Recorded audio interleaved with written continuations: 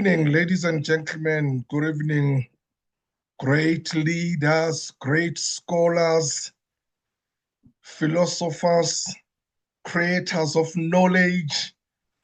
Thank you so much for joining us tonight. Wow, once again, we are meeting as leaders, as scholars, to sharpen ourselves, to learn, to unlearn, to relearn, and to co-learn together. We are here today.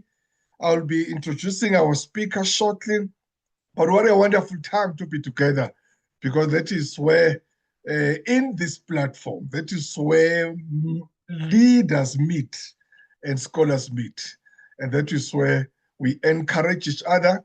That is where we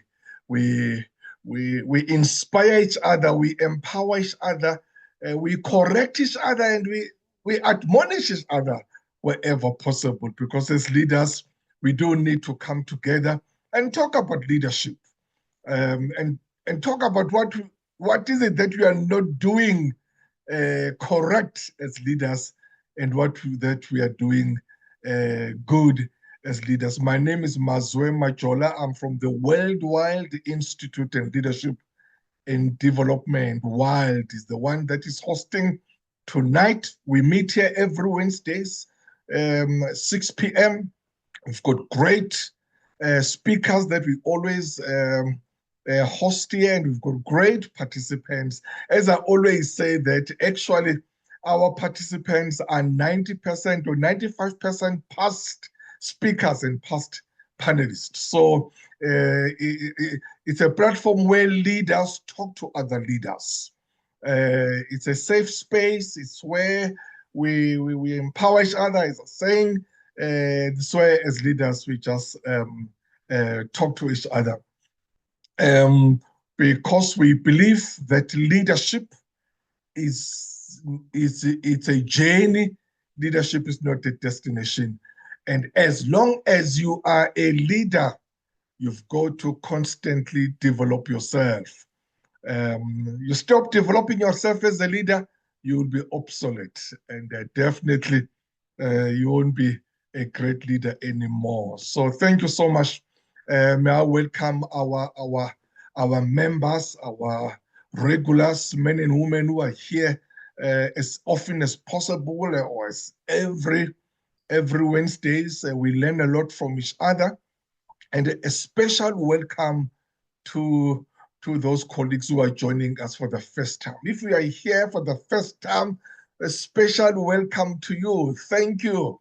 The question would be, where were you all these weeks, all these months, all these years? But the good thing about this platform is that definitely you'll be hooked. It's very contagious. There is no way you'll attend one and you don't want to come back again. And that's a quality of our speakers and of our participants. But thank you so much. Please feel at home and feel free to participate. It's a safe space. Everyone talks and everyone engages. It's a conversation. As I said, that leaders already speak to other leaders. So if it's your first time, welcome, and thank you so much for joining us. Let me not waste any more time, because I know that all of you, we are here for this man who's going to be addressing us tonight, my brother. And I'm so sorry that he's on the road, but you'll appreciate his sacrifice, that even though he's on the road, he took time to even in that space to make sure that he will join us, and I hope he'll be able to be free and accommodated wherever he is. My brother Victor Kgomoeswana, I know almost everyone who's in this call knows him or knows about him, knows his work. You've seen him somewhere, whether commenting on TV or listening on the radio, reading newspapers, or even reading his books. He's an expert when it comes to this topic that we're going to talk about tonight, an expert in the Africa Africa space, whether it's African leadership or Africa economy or challenges, dynamics in Africa, what is happening, has written a lot around that. So that is why we went around and said, let's get him to come and assist us in this topic or with this topic that we are discussing tonight. We've seen what has happened in the Eastern DRC region, Goma, what has happened there. Obviously, last week we saw about 14 of our soldiers who died there, who came back. Very, very sad story, a very, very moving, a very sad story. What exactly is happening there? Why is our government is there? Many people are saying maybe it's time now that really our government must just focus on domestic affairs. And do they have enough and sufficient resources, the soldiers who are there? What exactly are dynamics there? What are challenges there in terms of Rwanda, DRC, and what is that Eastern region so special about? Why so many countries are so focusing on that region? So my brother Victor will be assisting us to decipher and explain this situation, and then we'll engage with him. Just to explain to those who are joining us for the first time, we'll give the speaker time to address us, and then after that we can engage him with questions and comments and observation and whatever you want to comment about. So tonight we are talking about what kind of leadership do we need to resolve this situation that is taking place there. Before many soldiers are killed, before many things go wrong, how can we arrest, or how can Africa arrest that situation? It's even much better now because we've got a new leadership at the AU level. Hopefully, they will be able to come with optimism and with positivity, and with new ideas of how to tackle that situation. So Victor is based at the University of the North. He's an executive director there, responsible for marketing and communications, but he's an academic as well. He's an author, he's a speaker. As I was saying that, well, what can I say? Yeah, it's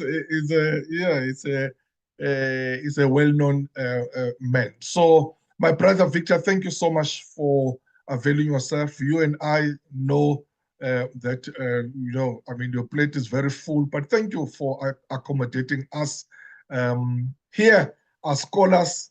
Here in this platform, we've got scholars, academics from different universities. We've got executives from public sector, from private sector, leaders from community, religious sector, professionals from all walks of life. So we are just a bunch of leaders who are here just to learn from each other. Over to you, my brother. You can address us now, and then we'll take up the questions once we've done. Thank you. Thank you. Sorry, apologies, everyone. I'm using my phone, and as you can see, this is the worst setting for addressing people. I always cringe when I see anybody taking an interview on TV and they are sitting in a car. Well, suppose I spoke too soon, because here I am today doing exactly what I am so opposed to, which is talking to people in a manner that I would rather not. The background is not great. You might be hearing the background. I'm on a national highway, so I had to stop here because of the fact that I was too far from where I was coming from, and I'm still too far to where I am going. So I thought I would stop here. So apologies for that. And I hope that the lighting, it's cloudy out here. The natural lighting, whatever it is, will last at least until 7 p.m. The topic about what kind of leadership is required to resolve the situation in Eastern Congo, as people would say, Eastern DRC, or in Goma in particular, and to extend it or to expand it a bit in the Great Lakes region, because that's where Rwanda is, that's where Burundi is, and that's where Uganda is also found.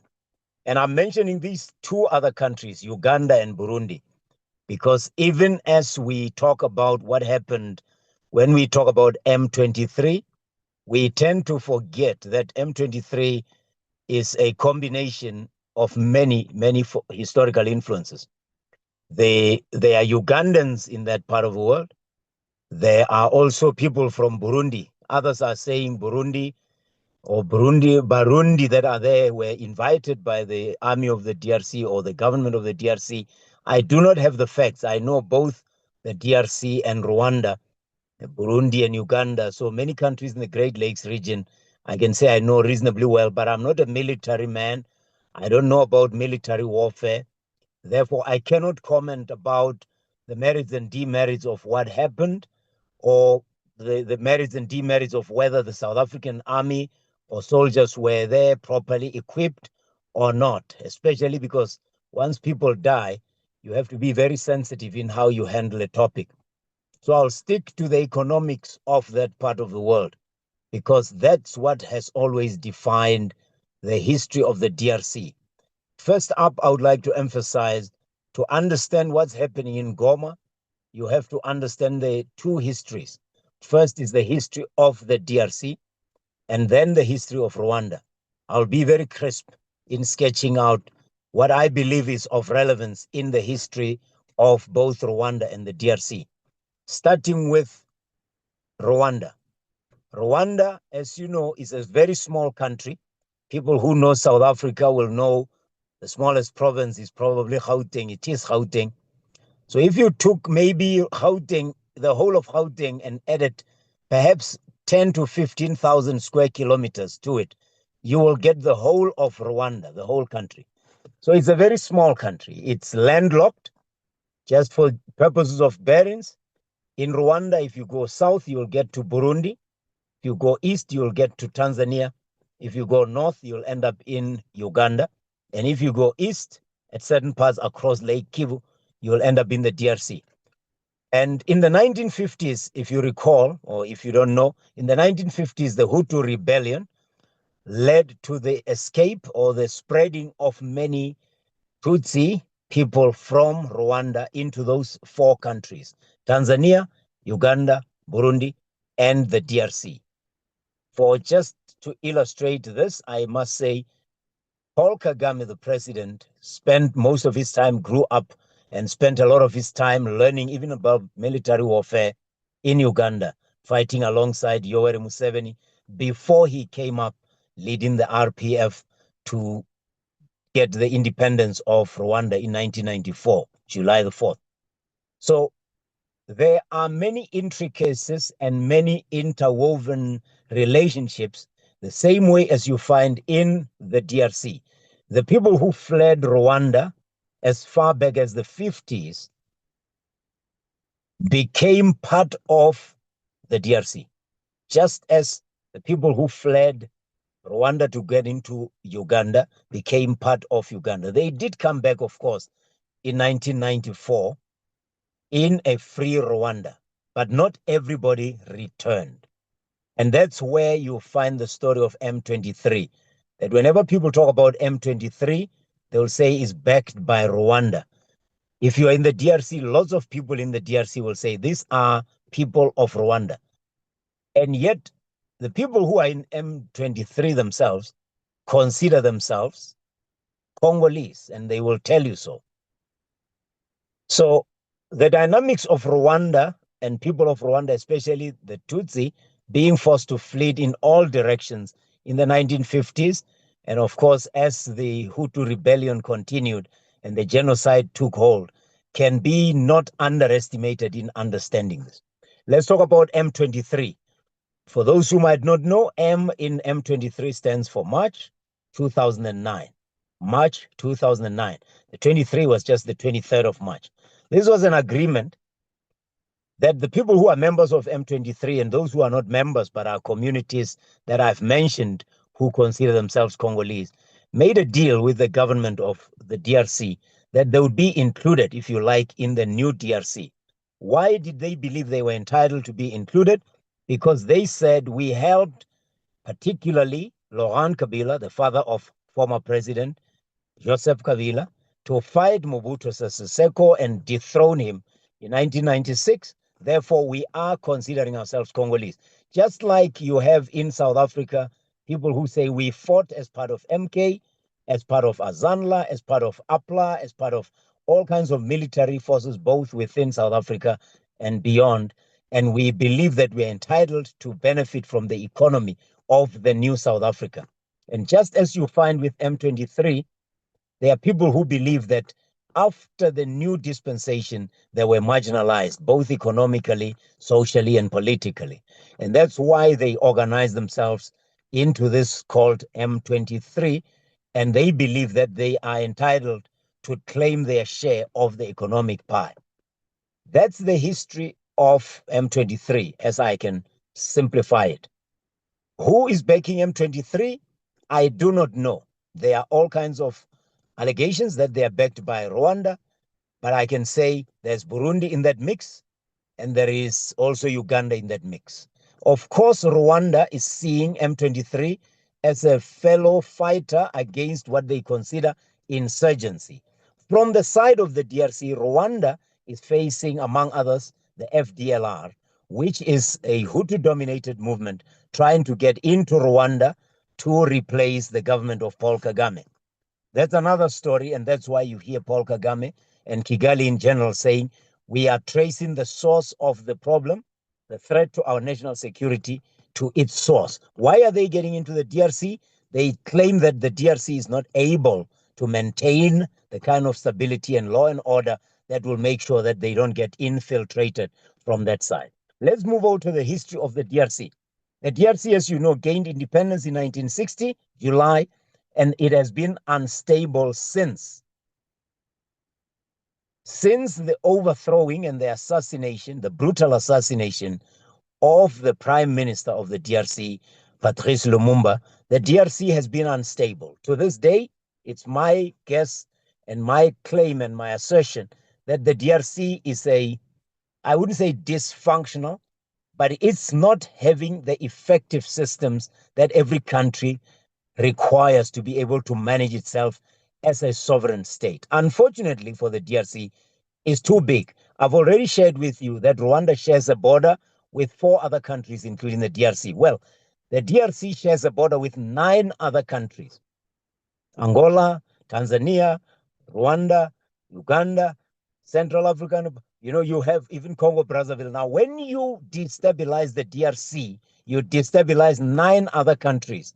And unlike Rwanda, you destabilize Southern Africa, Central Africa, Eastern Africa, and to a large extent, Western Africa, as well as North Africa. So the centrality of the DRC and the instability in that country should be viewed in that perspective, that there are many people who benefit from it being stable, just as there are many people who suffer because of its instability. But I won't talk about those who suffer because of instability in the DRC. I'll talk about those who benefit from instability in the DRC. These are mainly companies that use the minerals that are found in abundance in the DRC, including American companies like Apple. As we speak, I think the DRC government has taken Apple, the company, to court over claims that it's mining minerals in the DRC, claiming the minerals are from Rwanda.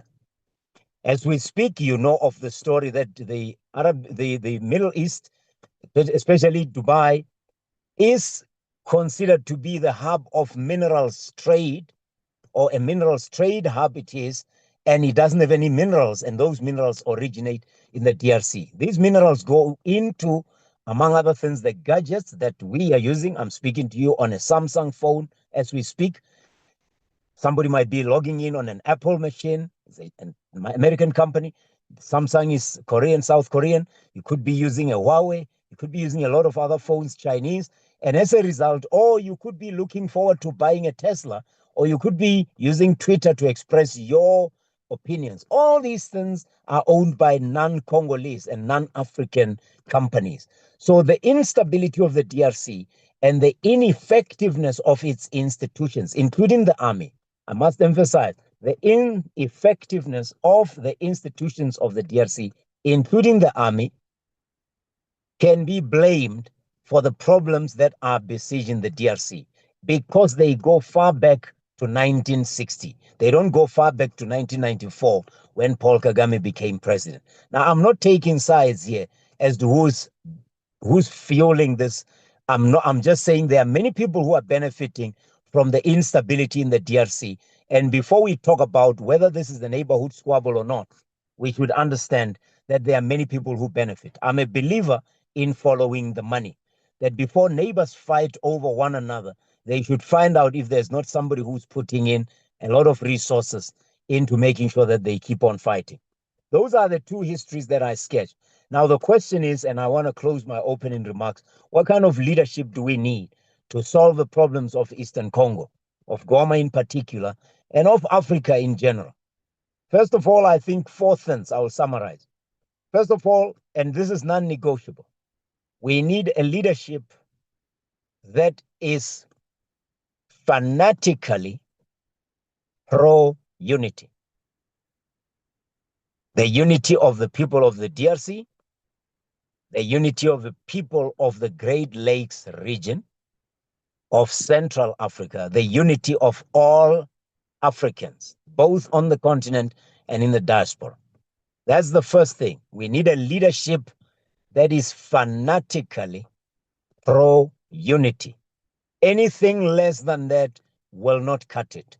We have seen already how much division there is between the Tutsi and the Hutu, between the Congolese and the Rwandese, between the East Africans and the West Africans, between Central Africans, between Burundi and Rwanda, between Uganda and... So as long as we are not pro-unity and fanatically so, we will not solve the problems of the DRC. Europeans have many languages that they speak. French, German, Italian, whatever you name it, they're there.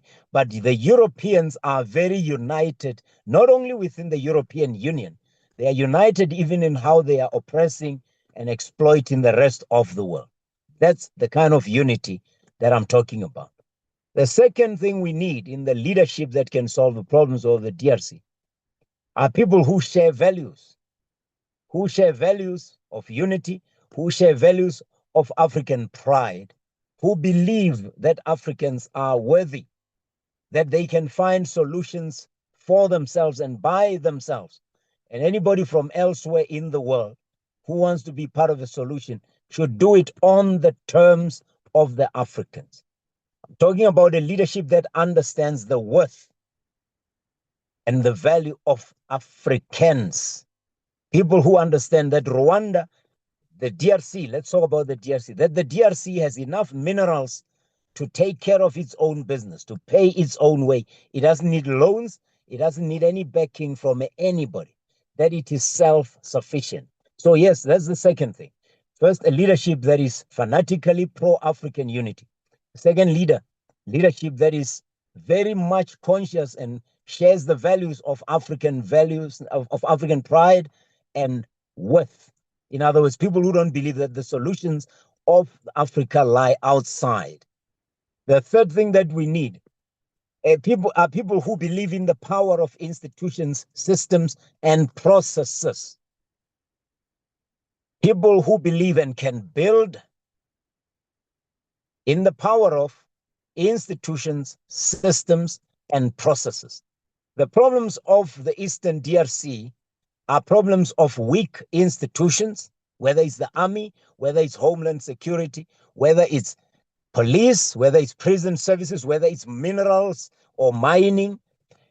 The weakness of institutions is behind the problems of the DRC, and any leadership that is going to solve those problems has to be able to create powerful and effective institutions, set systems and processes in place, and make sure that those are observed and protected. And obviously, the fourth thing, somebody who understands the history of the divisions among Africans. You can't unite people if you don't know the history of their divisions.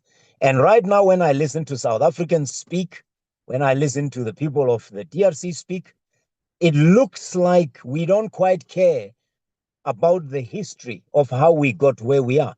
And I'm sorry, there's no way you can solve problems that go back centuries into the days of oppression, of colonial oppression, of slavery, without understanding the history. So those are the four things. One, a leadership that is pro-African and fanatically so. One, two, a leadership that understands and believes in the values of Africanness and is proud and believes that Africans can find solutions and are self-sufficient. Three, leadership that believes in the power of institutions, systems, and processes. And lastly is the point that I just made. I will pause here and ask that we interact, rather we engage. But I just plead with everybody.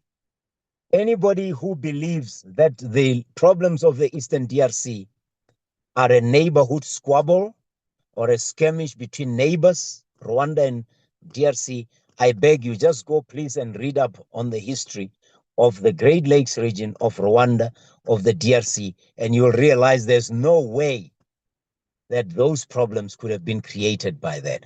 I am not saying those two countries are not part of a problem and they are not embroiled in it, but I'm saying we would be short-sighted, narrow-minded, and shallow if we operated on the premise that what we are looking at is sheer neighborhood squabble, that what we are looking at is about Rwanda mining the minerals in the DRC. That's very short-sighted and that's very narrow-minded. I say we follow the money and we will find this money leading us to Europe, leading us to North America, leading us to China, leading us to a lot of other countries that have always been exploiting the lack of unity among Africans. Thank you. I'll pause there. Wow, perfect. Thank you so much, my brother Victor. Thank you so much. Yeah, that's very insightful and very informative. Thanks a lot. Ladies and gentlemen, we can now engage. Victor, as we've mentioned that he's on the road, so the quicker we do this possible. Obviously, I'm not saying that we must just rush thing. But yeah, we must just understand the context that we have today. Already I see a hand there from my sister Wezi. Wezi will be followed by Piwe Mgadi. Is there a third one so that Victor can take maybe those three ones? But let's see, we start with Wezi Koza, and then after Wezi, we will take Spiwe Mgati. Siswezi, over to you, my sister. Thank you very much, Prof. And thank you very much, Pravicta. Very good to hear from you. Very fascinated about your views and your knowledge, especially on business within Africa. I have got a question with regards to this DRC debacle that Africa finds itself in. The question I have is, we have got Ibrahim Traore. I just want to understand to get your take on him. I am not sure of how true the stories we hear about his feats now, things that which he has achieved. I would be very much pleased if you can just confirm if all of these things are true. The issue of him having invented a car, the issue of him reprimanding everybody at AU in as far as their conduct is concerned, in how they run the AU matters, and him also having created a lot of agricultural production that is there, especially on tomatoes and all of those things. I just want to find out, a leader like him, would he not be, if all of these things are true that I'm hearing, and his forthrightness and how he actually took over from the French and everybody else and put himself into place, I just want to, if a leader like him could actually be of assistance, or would anybody listen to him? Or is anybody actually thinking of him in as far as the AU leaders are concerned? Thank you very much. Thank you. Thanks, Sis Wezi. Sipiwe Mungadi, are you there? Over to yes, you. Jolin Goma, thank you very much. And my question is, what is the role of the African Union and the Pan-Africanist Parliament in addressing the conflict? Then number two is, what is the use of these bodies existing if they are not addressing decisively the conflict that is taking place in the DRC? Thank you very much. Thank you. And the last one for this round, Limbani, over to you. Yeah, good evening. Yeah, I've been listening to the conversation and the presentations, but also I've known the conflict in Congo for quite a long time. I've lost brothers in Congo in the name of peacekeeping. Basically, I'm a Malawian, and we as Malawians, we have been sending brothers to Congo for peacekeeping, and it has been decades. But this war is not ending.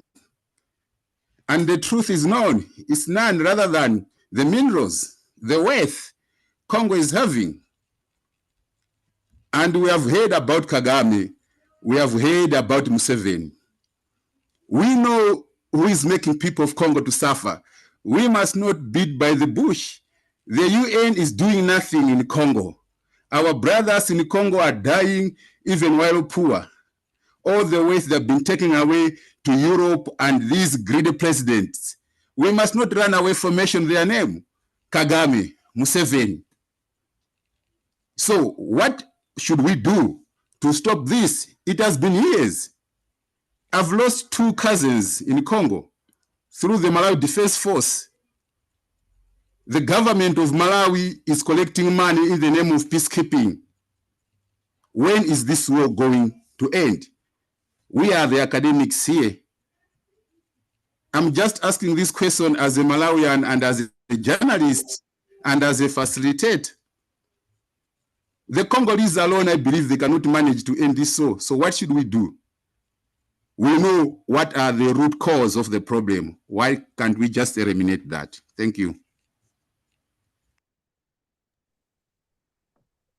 Thank you. Thank you very much, Limbani. Over to you, Victor, and then we'll take another round after that. Right. Thank you very much. And condolences, Limbani. And his condolences not only to you, but to everybody who is, I mean, every African has suffered at the hands of economic mercenaries. And that's why I keep saying, let's follow the money. If we follow it only into Rwanda, or as far as Rwanda, or as far as Uganda, we will be going halfway or even quarter of the way. I am saying we saw the expose on Zimbabwe, the former Zimbabwean diplomat, I forget his name, who was said to have been really dealing in all kinds of minerals. And we traced him to Dubai. And in the end, I'm saying, let's understand that the phone that I'm using right now is built with minerals that are from the DRC, without a doubt. Now, if we go back to the history of diamond trade, every time there's been a war, a civil war, somebody is exploiting the minerals and providing arms to people to keep on fighting. So they keep on fighting. They are funded by somebody else who's benefiting. I am not an investigative journalist, nor do I know about minerals, trades, and all that. But I understand that the DRC has got a GDP of under $60 billion, which is less than the turnover of the Antwerp district in Belgium, where the diamond exchanges are. So a small section, Limbani, you're from Blantyre. I mean, Blantyre is a big city compared to Antwerp. But that small section is making over $60 billion a year trading diamonds, and Belgium doesn't have a single carat of diamonds. So I'm saying to you, unless and until we understand the history, unless and until we understand the economics of this, we will continue fighting amongst ourselves. And that's what I mean. When you send an army to fight the DRC army, the Congolese army, when you support M23, when you support the army of the DRC to fight M23, you are not really addressing the problem. You are engaging in a neighborhood squabble that is only just going to lead to bleeding and more bleeding among neighbors. And yet the people are just getting away. 3-4 weeks ago, Limbani, there were 2 or 3 Chinese nationals who were found with gold bars under their car seats. And they were caught, arrested, and just like the illegal miners, the Zamazamas in Johannesburg, they were released.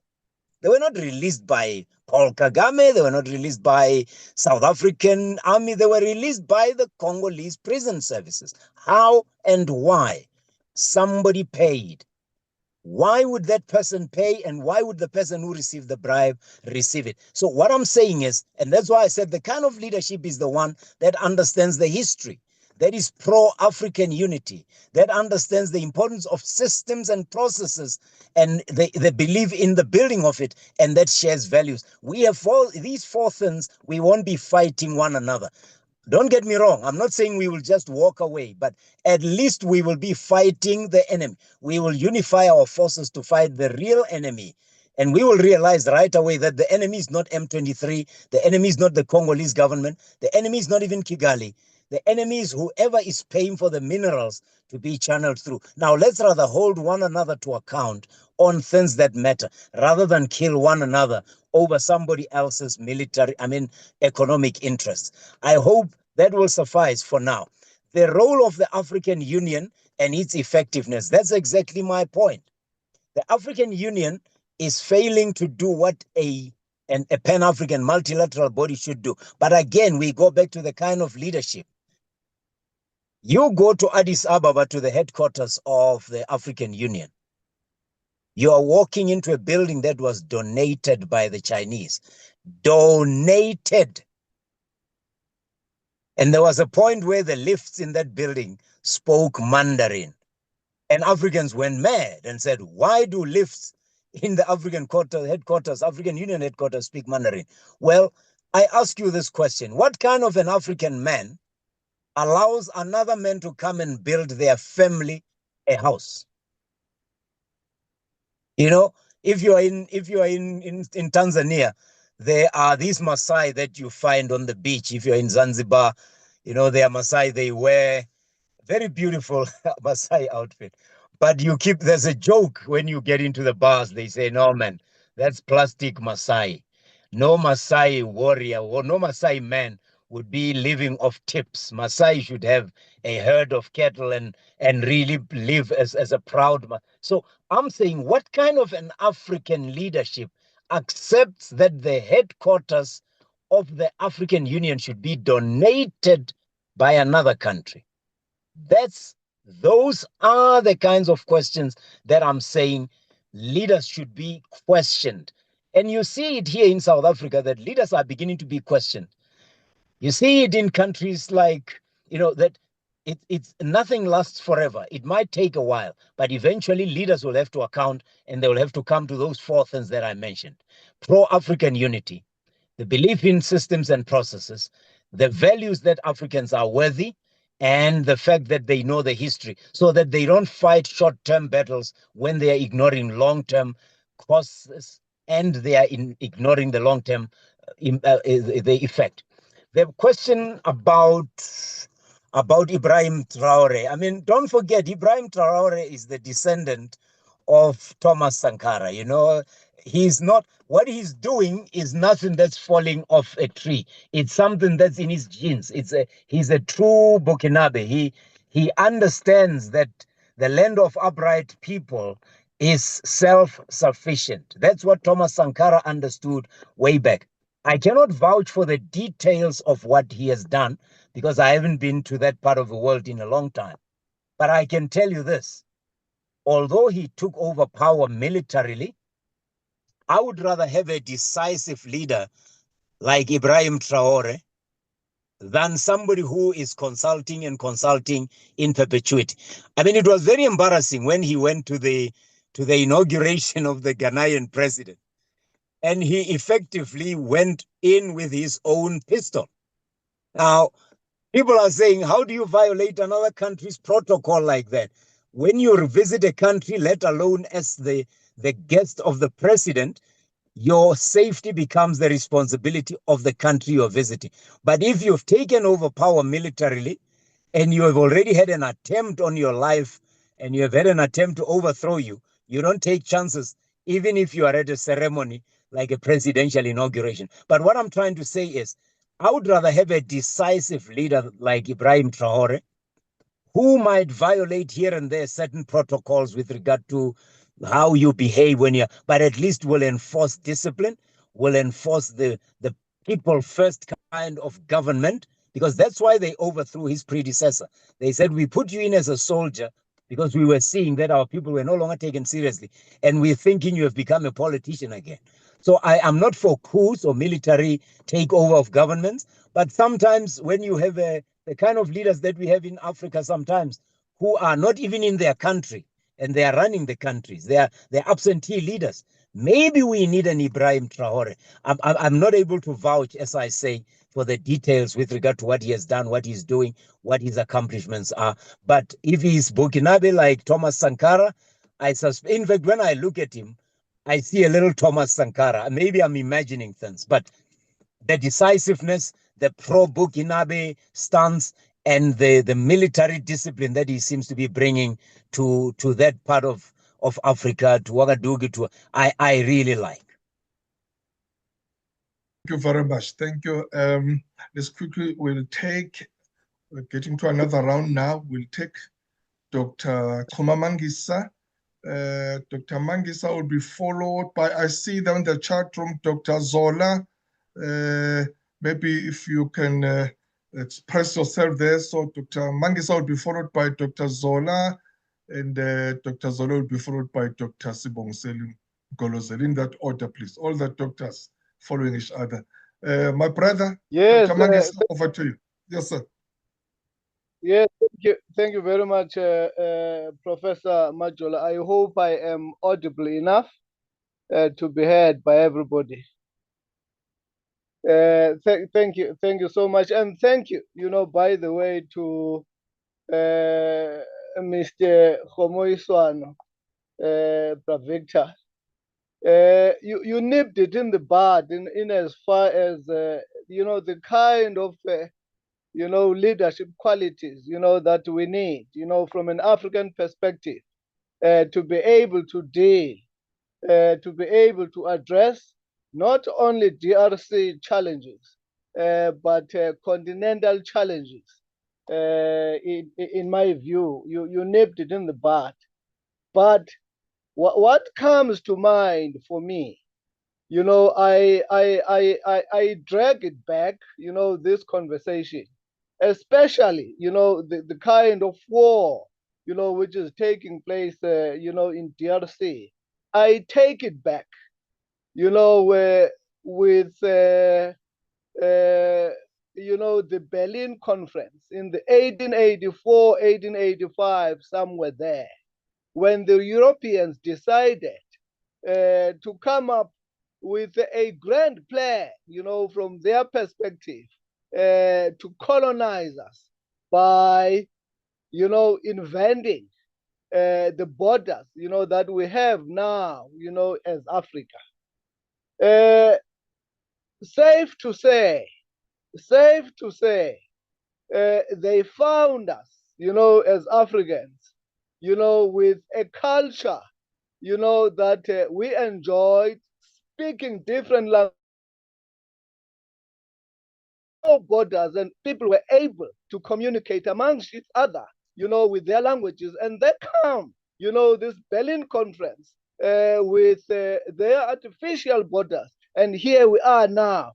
From my perspective, that's part of the reason why now, the neighboring countries around DRC are beginning to fight because, amongst other things, it is these borders.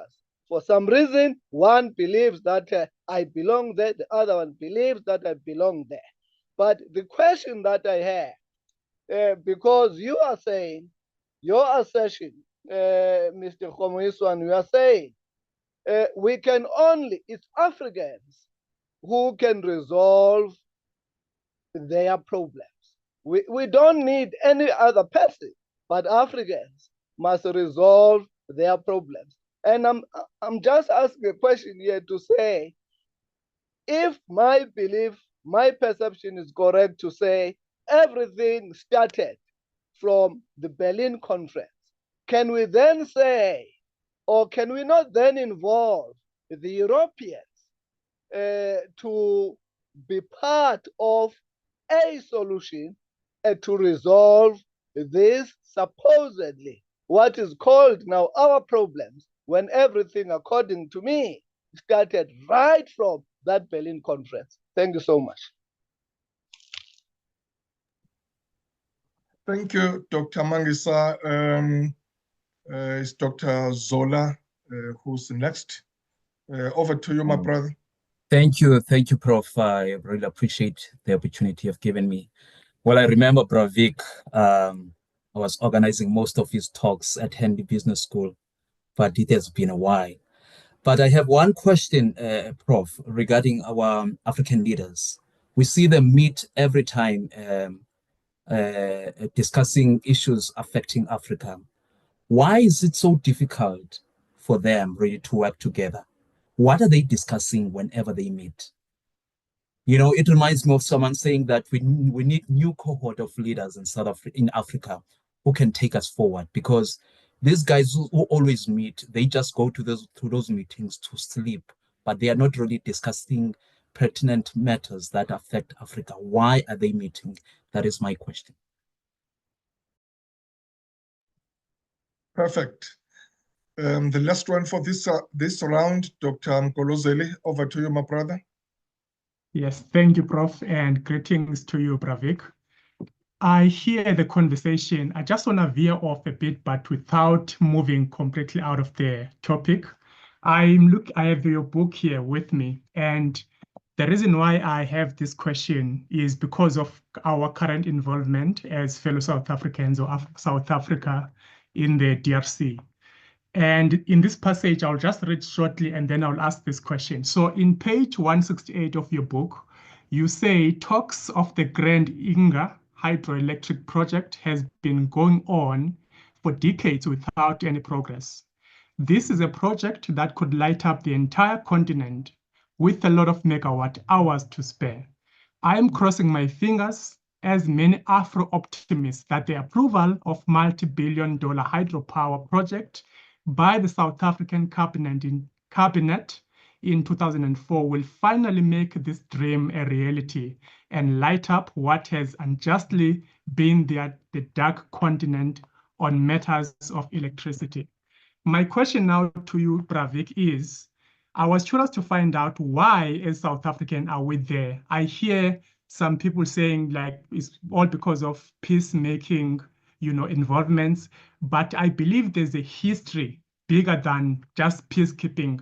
What do you think, in your own opinion, is our real involvement in the DRC? And also considering what I've just read from your book. Thank you. Back to you, Prof.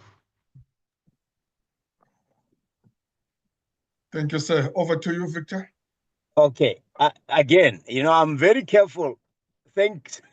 These questions are very problematic to me because I mentioned that I'm not an investigative journalist, and I really wish I were, because some of the questions about whether or not South African soldiers were there to protect private interests require very serious investigative work. And I do not have the resources to do that.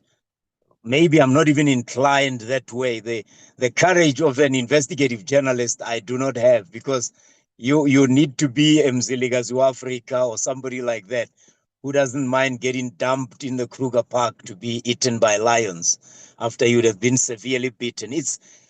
I do not know why South Africans were there.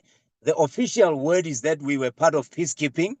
Obviously, we are not part of peacekeeping because a peacekeeper does not get involved in a fight. If you are peacekeeping, you get between the two people who are fighting and you make sure they do not continue the fight. We were fighting with the army of the DRC. Therefore, we were beefing up the Congolese army. That is problematic because there was an East African force that was removed, and it was removed because President Tshisekedi, let's just say, did not like it.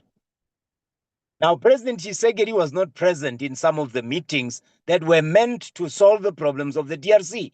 That is not a very good PR, let alone the substance of the meeting. It's not a very good PR showing that people are meeting to discuss problems of your country and you are not present at the meeting. What is that saying to the people who are meeting in your name? SADC had gone to the East African community to meet. These are two regional blocks. And by the way, you belong to both of them, or at least you want to be part of the East African community, but you are not in the meeting yourself. You are sending a very bad message. So there are allegations that the African army, the South African army, is there to protect economic interests, just as Marikana was said to have been about protecting the mining rights. I do not know. All I know is there are many private business interests behind the scenes that manipulate political leaders into believing, and I'm quoting a book by George Bernard Shaw, I forget the name, but into believing that they are really in charge when they are not. They are just custodians of the economic interests of the people who pay. Donald Trump, if you saw the video where he was with Elon Musk, and Elon Musk was able to bring his son, I don't know if it's his son or a child that was literally disrupting this international White House briefing. People were saying, well, there is Elon Musk showing Donald Trump who is president. Of course, if I gave you so much money to win the election, I am going to want my pound of flesh. And economic sponsors of politicians will always come and claim their pound of flesh. And in this book by George Bernard Shaw, is quoted in the second book about the arms trade by Andrew Feinstein, says, when I have a personal business crisis, you will declare a national emergency and call in the army to fight my battles for me. So there are many battles that have been fought. The Gulf War is one of them that were fought over private business interests, and we were told it was to take out weapons of mass destruction. Evidence was fabricated and sold to the world that there was a real risk in Saddam Hussein when it was just Dick Cheney and whoever it was protecting business interests. And they used television channels like CNBC to spread the message that there was a real threat in the Middle East when the General Electrics of this world were benefiting from selling technology to the US Army. So I cannot say definitively that there are no material or business interests that led to the South African forces being sent there when they were obviously not going there for peacekeeping, but to fight on the side of the Congolese army. But I'll leave it there until somebody with a lot more better resources can produce evidence to demonstrate that more conclusively. The question about Zola, and Zola, it's good to see you again. I didn't recognize you until you mentioned the Henley connection. I'm trying to remember what you were asking, what the leaders are talking about. Well, the problem with a meeting, and everybody here knows we have to have business meetings as part of our work, but they will tell you, leaders will tell you, managers will tell you, if you're going into a meeting, decide what outcome you would like out of that meeting in advance. Now, whenever I've seen African leaders go to FOCAC, which is the Forum for China-Africa Cooperation, or whether they go to JICA in Japan, or whether they go to the Commonwealth, and now there is the British Commonwealth and the French Commonwealth, La Francophonie, whenever I see them meet up there, I don't see people who are decisive, and I'll tell you why. I never hear them talking amongst themselves. I never hear them workshopping any position. When they go to Davos, I don't see the African leaders on a roadshow to talk amongst themselves that they should have a unified voice when they get there. President Ruto once said when he came into office that they will no longer do that, but it looks like it was just something he wanted to do, he has never been able to do. African leaders are still flying to Davos all by themselves, and they get there and they make statements and they come back. Again, I don't want to quote him, but let me quote him. President Paul Kagame asked this question one day, and he said, why do African leaders go to France, to Japan, to Tokyo, to China to discuss issues that they can discuss amongst themselves here in Africa? So there you have it. Unless and until you go to a meeting with a common agenda and a clearly defined outcome, you are going to just be sitting there. And it's proven in the fact that President Felix Tshisekedi was not in a meeting that was convened to discuss the problems of the DRC. My question is to SADC, how could you go to a meeting as SADC and the East African community to discuss the problems of the DRC, and yet the head of state of the DRC has not been secured to attend? There you have it. These meetings might just be exactly that, talk shops. But again, do we have leaders who are pro-African unity? Do you have leaders who share values about the pride and sufficiency of Africans? Do we have leaders who believe in the power and effective systems and processes and institutions? And do we have leaders who understand the history? The answer is no, no, no, and no. Because if they did, they would have made sure that the system of convening the meeting that they had would have made sure that President Tshisekedi is there. Not only is there, but the diplomats that work for these presidents would have met beforehand to iron out an agreement before they come to the meeting. Do they believe in systems? Are they unified? Did they go there with a common position themselves? Did they have different scenarios as to what they were going to propose? I don't know. Why did they meet separately in the first place when they should have met? The minute there was a crisis, they should have met as the African Union, not as East African Community, SADC, and all this. But there you go figure. Meetings are just meetings to some people. They are not necessarily part of any outcome.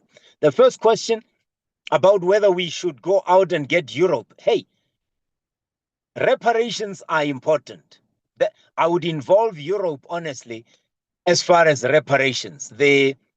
Last year or the year before, the Belgian government returned the tooth of Patrice Lumumba, the tooth that had been taken as a souvenir by one of the Belgians who helped the assassination of Patrice Lumumba in 1961 and the destruction of his body in acid.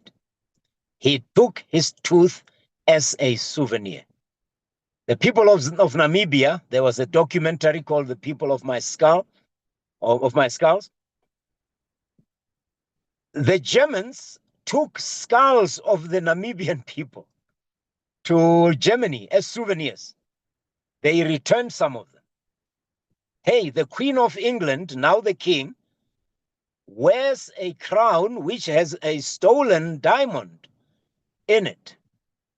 The Museum of Natural History in Britain, in France, or anywhere, all those museums have artifacts that were stolen from Africa. So yes, I would involve these European and colonial forces as far as reparation is concerned. The question is, do they agree that they owe us some reparation, not just for colonial oppression, but for slave trade as well? Because there's evidence of what they did. There's a trace of where they took our people. There's a trace of what they did to them. And there's still enduring evidence of the damage they did. And I'm talking about slave trade, colonial oppression, the Berlin Conference, which arbitrarily sliced this country into packets for the exploitation and the literal edification of colonial powers. So I would involve them only as far as reparation is concerned.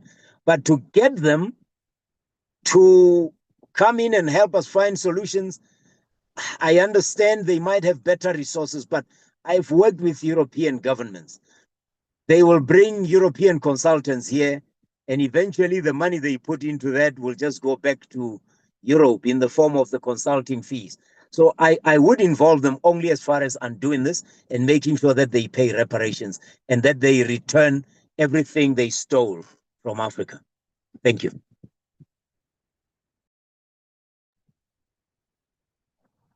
Thank you, sir. Thank you very much. Can we take the last round? Anyone wants to engage? Victor, I see a comment there from Lerato. Lerato, is it a comment or would like to share with us some of the nuggets there? I think it's very important things that we are saying there about the Western countries. Lerato, over to you. Hi, Prof, and hi, Mr. Victor. A very, you would say, emotional presentation and with regards to the African conflict. I mean, this is not new. Almost on a yearly, there's new conflict somewhere on the African continent.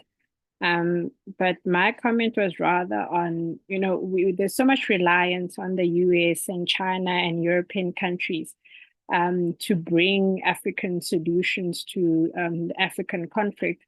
But in true sense, they cause a lot of the conflicts that we have here in Africa. So it's almost like going back to someone that caused you problems for the solutions.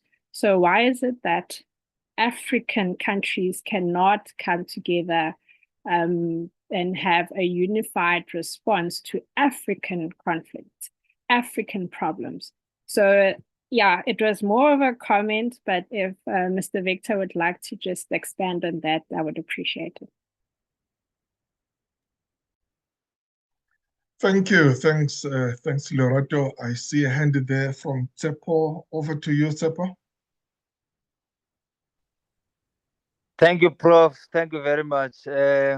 I'm getting Pravik very much with his contributions and explanations and all that. The fact is, what is happening out there in DRC is very much bad and is actually exposing us as Africans in particular to the very same European countries and US. Now, in checking on what kind of leadership are we looking at and what kind of leadership do we have to this particular situation in DRC, can perhaps Victor try and check the kind of leadership that the African continent is having within these institutions like the SADC region, the ECOWAS, the AU, what kind of leadership that we have that can actually see a true united Africa that is free of guns, because if you find to each and every corner, guns are a norm, people are dying, resources are moving out with companies that are from Europe, that are in US. I am actually informed also, Prof, very much quickly and short, of a country by the name Cabinda in somewhere in Angola, colonized by Angola, a country that was then independent on its own. But because Portugal took Angola under its arm as a colony, when they gave out that country back to Angola, they gave Angola, including Cabinda. And as a result, you see, by that on its own, you see or you anticipate another war that is gonna be coming soon in the African continent, in the SADC region, because another country has been colonized, as small as it was, but has been colonized by Angola. But then afterwards, because Angola, it was given by Portugal, its former colony, to administer that particular part of a country. And are we then seeing a real leadership within the continent, within those particular regions, the SADC, the ECOWAS, and all of these particular states? Thank you, Prof. Thank you, sir. Thank you very much. May I ask Victor to respond to these ones, and also if you can also give us your closing remarks or your parting shots, and after that we close the session. Over to you, my brother. Okay, thank you. The point to Lerato and even the last speaker, sorry, I forget the names because I'm not able to write where I am. Good people, let's not underestimate the power and lasting impact of slavery. Slavery was not enforced by democratic or constitutional means. It was enforced with violence. Slaves were beaten to admit into submission. They were beaten, they were violated, and they were humiliated into accepting that they are second rate and that their very right to live is the discretion of the slave master. They were beaten until they believed it. I want to underline that. Slaves were beaten until they believed or they accepted. And I'm not talking conceding defeat. I mean believing that they are actually second rate, which is why when black people make a mistake, other black people will say, well, what did you expect of an African? When somebody is black or an African and is running a country or a company, the natural or the default assumption of everybody, including fellow Africans, is that they will mess it up. That is not a belief that somebody reads in a book and believes. It's a belief that was inculcated and drummed and beaten into us. So we are psychologically damaged, and until we repair that, the biggest threat to us escaping this slavery will be fellow Africans. When you are slaves in a cage and one of the slaves tries to escape, the people who will beat that slave up will be the other slaves. So when you look at African leaders and how they refuse to come together to talk about their own problems, but when Britain calls, they abandon even their duties to go to London, or they go to Paris, or they go to, do not just downplay the external influence of Britain, of France, there is an inbred, if you like, if you are born into slavery, an inbred belief that we are actually inferior. My point here is, the reason I've been Prof. Majola and everybody preaching this gospel of Africa and Afro-optimism and teaching and telling Africans that they are worthy and writing about everything that is positive about this continent is because I understood that Africans have actually believed, have come to believe that they are inferior, that one African doing something and getting it right is a fluke, is an accident. It could not be quite that they can sustain it. And when a white person or a European makes a mistake, well, it is a mistake. It can be forgiven. So I'm asking us to not underestimate the amount of effort that's going to go into undoing this. No detergent is going to remove the inferiority that we have in ourselves, in our hearts, in our minds. No handy Andy or jig or whatever bleach or bleaching agent is going to remove this. It's going to take a lot of unlearning, relearning, re-education, removing some of the influences, and it has to be a coordinated effort. And that's why I talked about unity, fanatical unity. I talked about organization, which believes in institutions and systems and processes. I talked about people who have values. So if you believe that you are African and you are worthy, make sure you spread that gospel. You teach your children, you teach your neighbors, you teach your colleagues, because they actually believe the contrary. and they will fight you for it. They will fight you for telling them that they are worthy. They will make you the problem. They will report you to their masters and say there's a problematic native there who is telling us things that we can't believe. And that's why people mock what I do. They will call me when there's a problem in an African country. They say, Mr. Africa is open for business. Look at what your Africa is doing now. They never do that when Donald Trump messes up in the States. I mean, we have a loony in the White House. But nobody's saying, you see, typical Americans. It's just Donald Trump. But if it had been an African leader, it would have been, what did you expect? So I'm saying let's invest in educating and miseducate and re-educating and unteaching our people, untraining them so that they abandon the patterns of thinking. And even if it's you that needs to be untrained, untaught, and be retaught and retrained, do it, because until and unless we remove those, we will continue to be our worst nightmare, our worst enemy. So I am saying, when you see these African leaders come together and not become effective, part of it is because they really don't believe they can do anything. I really believe they don't believe they can do anything. And that's why when Commonwealth calls, they jump.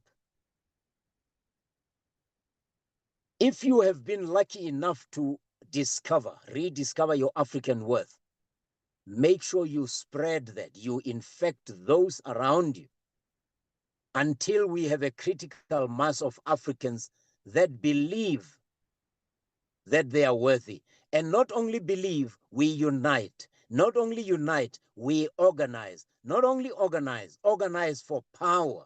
Not only organize for power, create systems and effective institutions and processes, and then sustain a strategic and intentional agenda to pursue an ideal and do all the marketing that we can get to convince more and more people that they stand to benefit when Africa wins. You see, it's a campaign.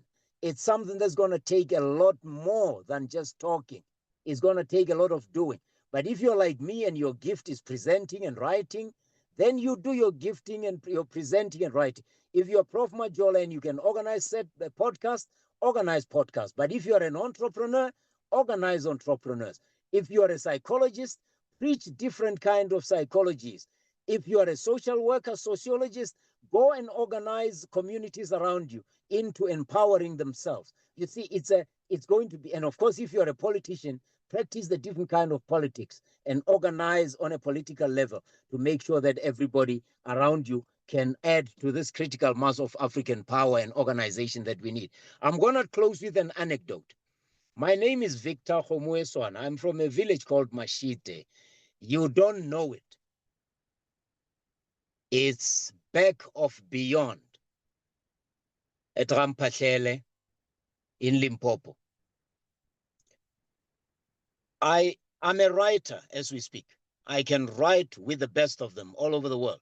I can write about anything, and I've written extensively for other people, with other people, by myself, all kinds of things. So I consider myself a world-class writer.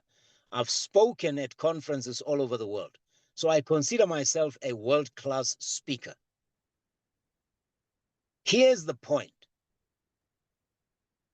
I learned to write at Mashite Primary School.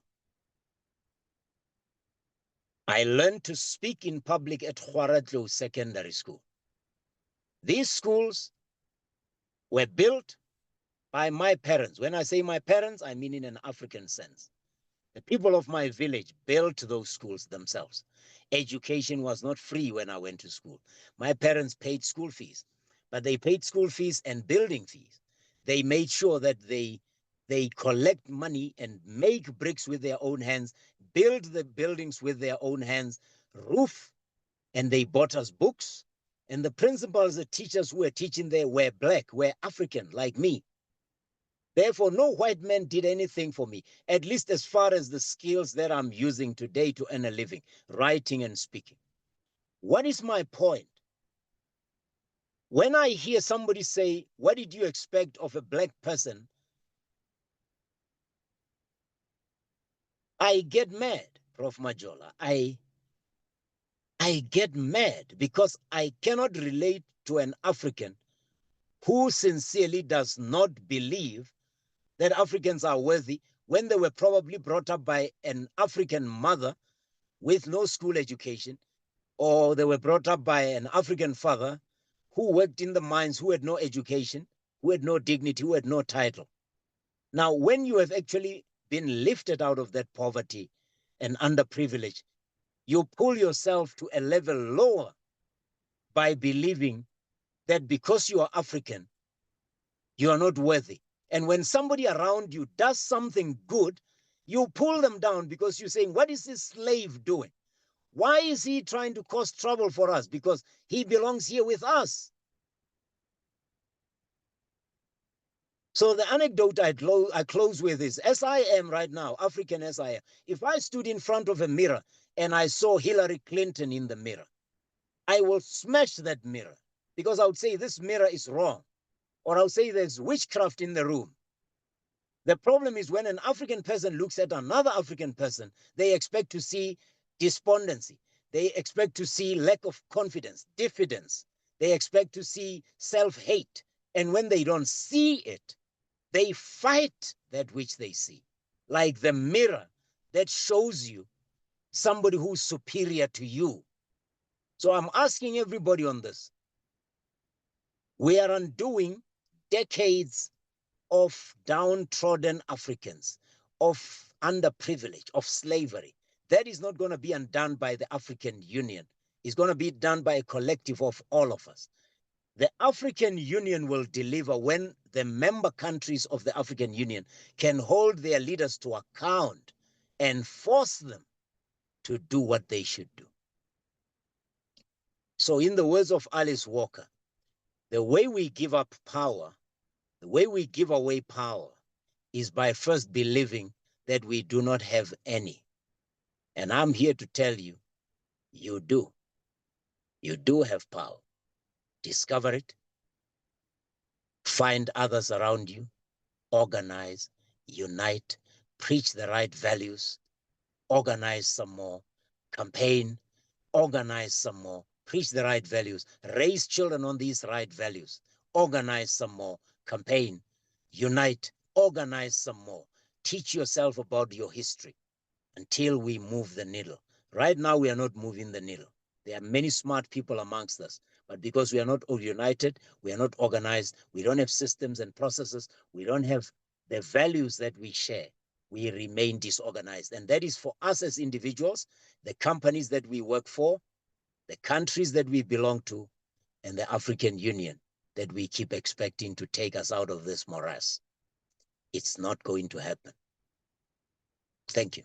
Oh, thank you, my brother. Ladies and gentlemen, will you join me? There is an icon there, and then just give Brother Vic a resounding applaud there. There's that icon there. If all of you can just quickly press there and just show love and appreciation to Victor.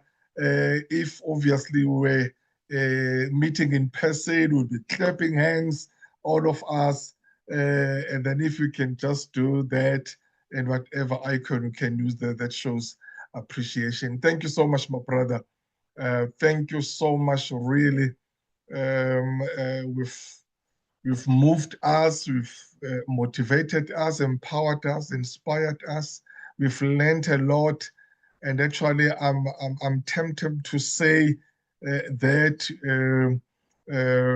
we might request you to come back because there's so much that we need to talk about our continent, about Africa. I know that we are so busy, but please, there's so many people who are agreeing with me there who say, please come back, please come back. So I will be engaging my brother Victor. We'll see his schedule and see when he can come back. Hopefully, you will be not driving that day, you'll be circled. But thank you so much. Thank you so much, really. What we have done tonight, you may not understand, but you have really, really empowered us. And this is exactly what we needed tonight to hear. As I'm saying that. Thank you, everyone. And I'll come again when I'm invited. Wonderful, definitely.